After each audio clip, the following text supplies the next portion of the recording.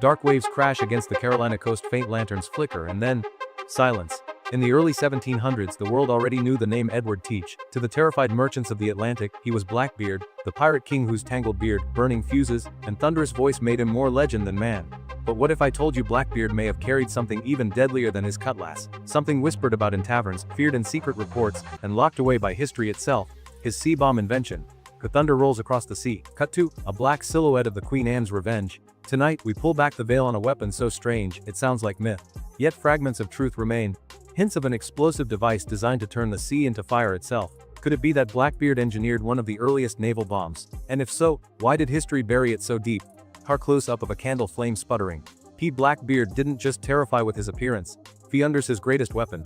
But imagine if he added science to superstition. According to scattered reports from 1718, he experimented with barrels filled not just with gunpowder, but with a strange mix of pitch, sulfur, and secret chemicals stolen from European alchemists.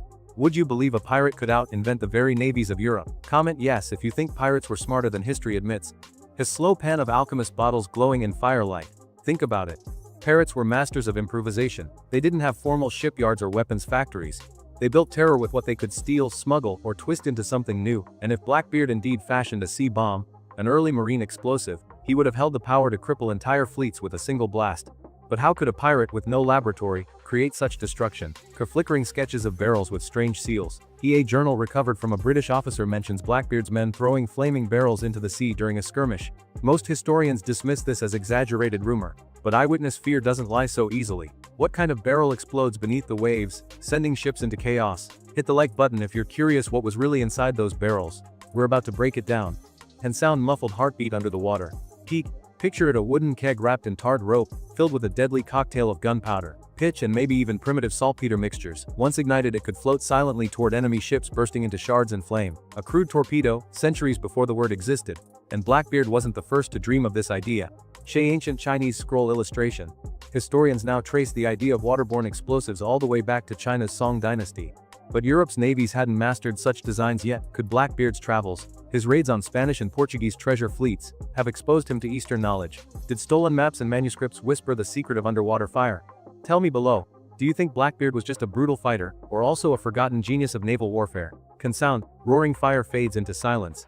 But here lies the real terror. Blackbeard wasn't interested in winning battles cleanly. He thrived on fear, confusion, and chaos. And the sea bomb, if real, was the perfect tool. British sailors reported seeing him light fuses on deck, his beard ablaze with slow-burning matches, as flaming barrels were rolled overboard. Imagine being a sailor watching fire spread not just on your ship, but on the ocean itself. And yet no official British record admits such a weapon existed. Why hide it? Her British Admiralty office, candlelight, papers stamped skirt. Some argue it was covered up, buried to protect morale, to prevent panic, and to keep others from copying the design.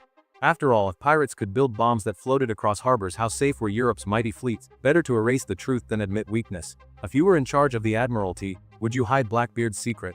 Or reveal it to the world? Comment your choice. Cut deep, ominous strings. Still, there are letters. Still, there are whispers. And still, there are fragments of barrels pulled from wreckage that don't match ordinary powder kegs. Could we be staring at the remains of Blackbeard's greatest secret? And here's where the trail gets darker. Because the only way to know the truth is to dive into the wreck of the Queen Anne's Revenge herself. Close shot. Divers descending into eerie, murky waters. If you're hooked on this journey into Blackbeard's secret invention, make sure you subscribe right now, because in the next chapter we'll open the ocean floor and reveal what archaeologists truly found inside his sunken ship. Bubbles rise, then silence, pin sound. Muffled bubbling, divers breathing, faint sonar pings echoing through the depths. 1718. Blackbeard's reign of terror ends off the coast of North Carolina, his ship, the Queen Anne's Revenge, sinking beneath the waves. For centuries, it's remained slept in silence until modern divers began pulling secrets from the seafloor. And among those secrets, evidence that could prove the pirate's bomb was more than legend. But what exactly did they find in the wreck? Visual divers lifting a rusted iron object encrusted with coral. At first glance, archaeologists discovered the usual relics of a pirate's life. Cannons, anchors, navigational tools. But mixed among them were barrels sealed with pitch, hardened into strange shapes, fused with iron fragments. These weren't ordinary storage kegs. They hinted at something far more volatile. Quick question. Do you think pirates experimented with weapons like scientists, or were they too reckless? Let me know in the comments. X-ray scans of recovered barrels. Forensic analysis revealed residues of sulfur, lead shot, and even tar. The mixture doesn't match common gunpowder barrels. Instead, it suggests a crude form of an incendiary mine. One archaeologist described them as floating fire traps, designed to set harbors ablaze or scatter fleets in panic. But here's where the mystery deepens. Because one object recovered defies explanation. sound sonar ping, then heartbeat. Among the wreckage lay a strange iron cylinder capped at both ends, with traces of fuses embedded inside. It doesn't resemble any standard naval weapon of the 1700s. Some believe it was part of Blackbeard's bomb, a prototype never fully unleashed before his death. Would you risk lighting this device on a crowded wooden deck? Hit like if the thought terrifies you. A candlelight flickering dangerously near powder barrels. If true, Blackbeard's device would have been revolutionary. Imagine the power of launching floating bombs at blockading warships. Imagine the fear of seeing the sea itself catch fire. This wasn't piracy as usual, it was psychological warfare centuries ahead of its time. But if Blackbeard had this weapon, why didn't he use it in his final battle? Ken Ocracoke Inlet, 1718. British sloops bearing down on Blackbeard's anchored ship. Some claim he never got the chance. Lieutenant Maynard's ambush at Ocracoke was swift and brutal. Blackbeard was killed in hand-to-hand combat, his crew scattered. Perhaps his weapon sat unused below decks waiting for its moment, a moment that never came. A dramatic slow-motion reenactment of Blackbeard falling in combat. But another theory is darker. Some historians argue the British seized fragments of the sea bomb, taking them back to England under secrecy. Naval archives from 1719 hint at confiscated contraptions of fire and tar, but the documents trail off into silence. Were these pirate inventions studied, and then hidden away? Drop a comment. Do you think Britain suppressed the evidence, or did Blackbeard's invention sink forever with him? His music swells deep, brooding tones. Consider the timing. By the 1720s, European navies suddenly began experimenting with new incendiary devices, floating charges, and harbor defenses. Coincidence, or the silent legacy of a pirate's imagination?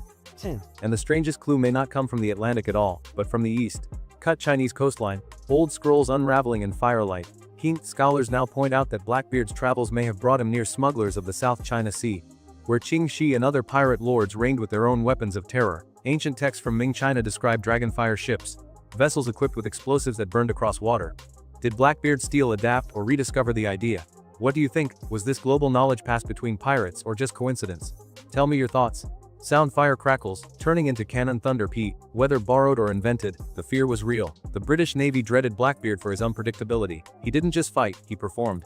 Lighting fuses in his beard, rolling barrels into the sea, whispering of weapons too dangerous to imagine. Even if the bomb itself was a myth, the terror it inspired was real. But here's the ultimate twist. Because Blackbeard's weapon may not have died with him. Hay Archives, London. Scholars in dusty libraries uncovering forgotten sketches. Hidden among 18th century naval drawings are curious sketches of cylindrical barrels with fuse holes, labeled only as devices for harbor defense. They appear in records just years after Blackbeard's death. Did the Royal Navy quietly adopt his design, disguising its pirate origin? If true, that means one of history's most feared pirates shaped modern naval warfare. Would you credit Blackbeard with inventing the first sea mine? The music rises, suspenseful violins. But the story doesn't end with dusty archives. Modern scientists now experiment with recreating these devices using safe materials, of course. And their findings: the bomb could work, it could float, drift, and explode with terrifying effect, meaning Blackbeard's myth may not be myth at all. And in the final act, we'll uncover what these experiments prove, and whether Edward Teach deserves a place not just as the king of pirates, but as the father of naval terror itself. How waves crash, fuse sizzling fades into silence, to sound heavy waves rolling, a low rumble of distant thunder. Cut to laboratory clinks of metal. 3 centuries after Edward Teach's death, his shadow still stalks the seas, and now, scientists have asked a simple question: could Blackbeard's bomb have actually worked? The answer is stranger than you expect. In modern workshop, historians and engineers building a replica barrel, filling it with safe chemicals. In controlled tests, replicas of Blackbeard's rumored device were built, wooden barrels, coated in tar, lined with scrap iron, nails, and stone. At the core, a black powder charge sealed with pitch. When lit, the barrel floated silently across the water until the fuse burned down. A fuse sizzling, tension rising. The result: a rolling thunderclap. A plume of fire and iron shot spraying across the water. Even at half strength, the shockwave rattled boats hundreds of feet away. One researcher said if Blackbeard had unleashed this in a crowded harbor, the panic would have been unimaginable.